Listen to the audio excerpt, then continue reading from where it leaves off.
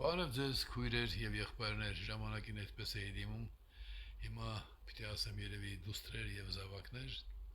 բայց էլի այդպես ասենք քույրեր եւ եղբայրներ, ողջունում եմ ձեզ։ Չգիտեմ ձայնս ինչպես է լսվում, կստուգեմ։ Կարճ, բայց կարևորի մասին եմ խոսելու։ Դուք բոլորը հիշում եք, որ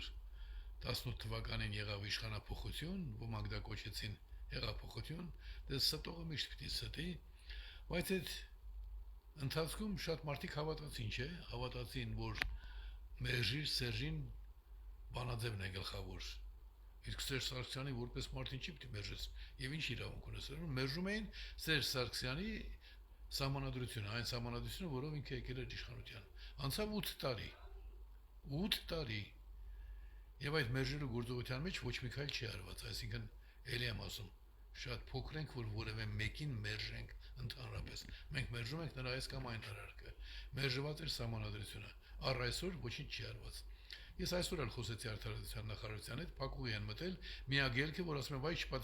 չպատասխանեք Հայրիկյանի հարցերին։ Իսկ ես հասարակ բաներ եմ հարցնում։ Ինչ իրավունքով եք դուք մասնագիտական հանձնաժողովը ցրել։ Չեմ ասում ինչ պատճառով։ Պատճառը ես գիտեմ, ես իրենց մեղադրեցի, որ իրենք ապօրինի վարչատրություն են տվել։ Եթե տվել եք եւ նրանք գործ չեն արել, դուք հանցագործ եք դարձել, նրանք հանցագործ են դարձել, եւ դուք հիմա փակում եք։ Վաղեմության ժամկետը 10 տարուց ավելի է։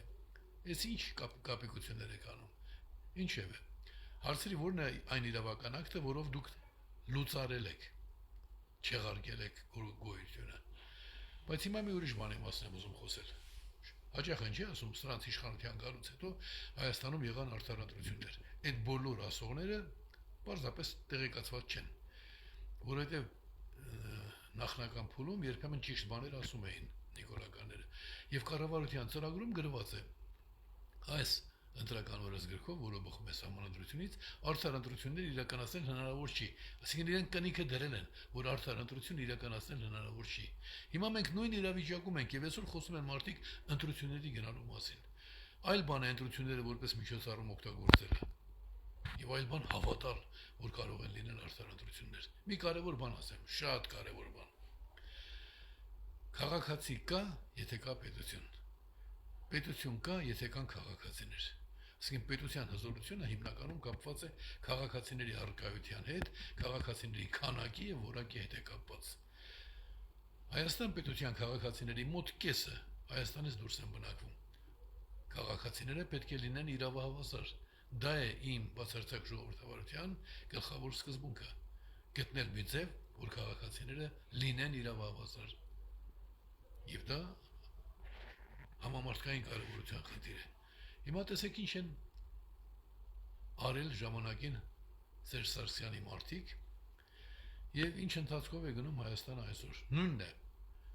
Ռոբերտ Քոչարյան, Սերժ Սարգսյան,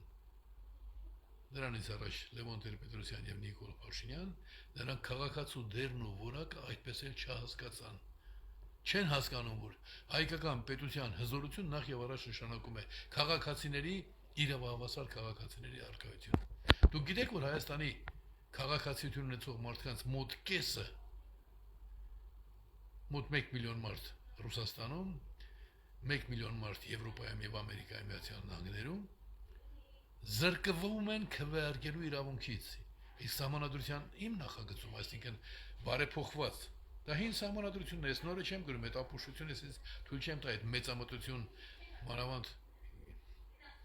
մակարդակ մեծամտությունը։ Պետական համակարգը պահում ես, բայց ասում ես նոր սահմանադրություն եմ ստեղծում։ Իմ նախագծում դա բացառված է, որտեղ ուզում ես ապրիր, Հայաստանում ընտրություն է, տերը դու ես, քաղաքացին է տերը։ Եվ ոչ մի օրենքով դու չես կարող քաղաքացիների սահմանադրությամբ ամրագրված իրավավասարությունը խախտել։ Հիմա մեզ մոտ դա խախտված է։ Դրա համար այս ամսի 16-ին, որ ես գործողություն եմ նախատեսում, որին բոլոր կարգին հայերը պարտավոր են մասնակցել։ Բոլոր կարգին հայերը ամսի 16-ին պարտավոր են ժամը 3-ին լինել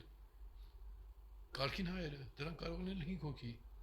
Տեսեք, չեմ ասում այմականները, կարգին հայերը։ Պիտի լինեն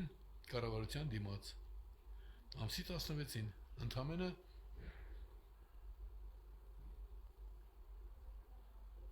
մեկ շաբաթ անց։ Այսպիսով Հայաստանի քաղաքացիները երբ զրկված են ընտրության մասնակցելու իրավունքից, նշանակում է իրենք կորցնում են երկրի կառավարմանը մասնակցելու իրավունքը, այսինքն նրանք այլևս Հայաստանի քաղաքացի չեն, այսինքն Հայաստանի ներուժը երկու անգամ նվազեցվում է արհեստականորեն, իշխանությանը ամեն կերպ պահելու մոլուցքով ապրող մարդկանց կմահաճույքով, եւ այս ուղղությամբ աշխատելը մեր բոլորի պարտականությունն է, սակայն ոչ թե որպես մասնավոր գործ, այլ համակարգային փոփոխություն, ու մենք դա պիտի անենք։ Ես ամսի 16-ին Նիկոլ Փաշինյանին, նաև դատախազությանը, արդարադատության նախարարությանը, զուգահեռաբար ոստիկանությանն ու ազգային անվտանգությանն էլ գործընթացին հետևելու պահանջով ու ոչով նախաձեռնություն եմ սկսում, որը ինձ չի վերաբերում, վերաբերում է բոլոր հայերին եւ բոլոր պարկեշտ պատասխանատու հայերը,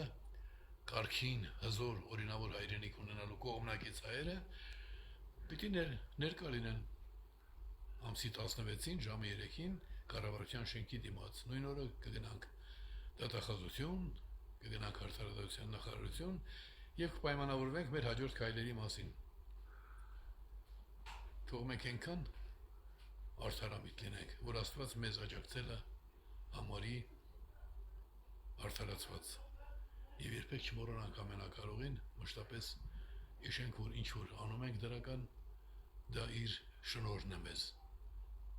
Աստված մեզ պահապան։